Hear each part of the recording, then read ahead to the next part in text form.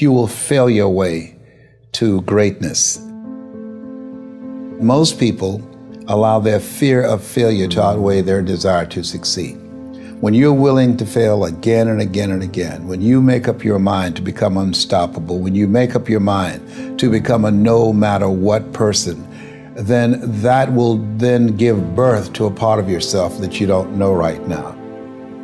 Imagine, if you will, being on your deathbed and standing around your bed, the ghost of the dreams, the ideas, the abilities, the talents given to you by life, and that you, for whatever reason, you never went after that dream. You never acted on those ideas. You never used those talents. You never used those gifts. And there they are standing around your bed looking at you with large angry eyes saying, "We came to you, and only you could have given us life. And now we must die with you forever." See, most people stop short of their dreams and park and get off the highway of life because of the rejections of life. You will always be rejected. It's no big deal. Jack Canfield said rejection is a myth. It's not like when somebody says no and then they slap you. No, it's just, to me, make no your vitamin. Get excited about the no. Why? Because every time someone says no, that brings you another step to a yes. You're getting closer. Trust me, you will win if you don't quit. You will win if you don't quit. Even a broke clock is right twice a day. As you go through the challenges of life and you look at it and embrace whatever comes to you, don't run from it. Step toward it. Don't try and duck it like most people do. See, most people want it easy. See, easy come, easy what? Easy go. See, but when you go at what you're going to deal with and you deal with the difficulties of it, when you handle those hard things close at hand, making those hard decisions right now that you don't want to make, learning those things that you don't like to do, but you know that in order for you to get where you want to go, this is one of the hoops that you have to flip through. And I'm saying to you, whatever you got to do, do it, because if you don't, life is going to whoop you until you surrender. You have something that you brought to the universe, and that if you decide that my life deserves my developing this, what I do well, and becoming the best at it, and mastering myself, and seeing what I have within me, if you decide to drop your buckets where you are and develop your gifts, I grant you, you'll never ever be without. I grant you that your gifts will take you places that will literally amaze you. I grant you that if you begin to work to develop your gifts, you'll develop a strong sense of happiness. You'll get a larger vision of yourself, because part of beginning to get a larger vision of yourself, all of us need some area of our lives where we can have a feeling of competence. That people know when they think about this area, that's something you do. That you eat and sleep that. And that you do that. You do that. Changing is not easy. That changing your life, changing habits, reinventing yourself, picking yourself up after life has knocked you flat on your back. I've got to say, when life knocked you down, try and land on your back, because if you could look up, you could get up. Well, that sounds cute, but that's not easy. When I was diagnosed with prostate cancer 17 years ago, that first time that happened, I said, hey, I can handle this.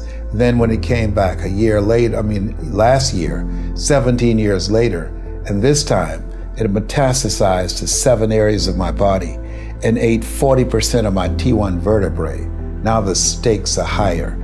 It's this life saying, okay, Mr. Motivator, you beat cancer the first time. What you gonna do now? I started laughing. When the doctor told me, he said, why are you laughing? Are you in denial? I said, no. I said, I feel like Mother Teresa. He said, what do you mean? She said, Lord, I know you know how much I can bear. I just wish you to have so much confidence in me. I said, the stakes are higher. So I've got to dig in and got to fight more, because at the end of the day, life is a fight for territory. And once you stop fighting for what you want, what you don't want will automatically take over. And so it's a fight, it's a challenge in life every day. And what we have to do is embrace it. What we have to do is see it as a project to be worked on. In life, you will always be faced with a series of God-ordained opportunities, brilliantly disguised as problems and challenges. And so I see even cancer as a gift, as a God-ordained opportunity. If you died today, what dreams, what ideas, what talents, what books, what music, what leadership, what voice will die with you? There are a lot of people who are biting their fingers in fear that they might lose their jobs. But there are few people who have decided within themselves, I'm going to make it. Some people aren't waiting to be cut. Some people are moving on their own because they feel within themselves, I've got what it takes to make it. They're not afraid about tomorrow because of how they see themselves, because of what they feel that they deserve, because of what they feel that they can create for themselves. Because these people have decided, as they look at the future, as they look at themselves, there's a way. Where there's a will, there's a way for me to begin to create a way out of no way. And when you have that kind of consciousness, when you have that kind of spirit, nothing can stop you. Nothing.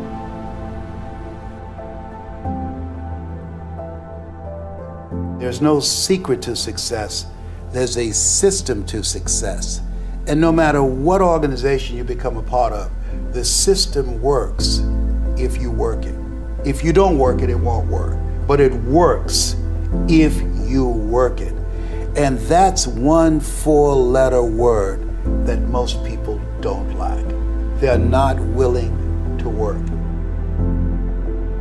There are winners, and there are losers, and there are people who have not discovered how to win.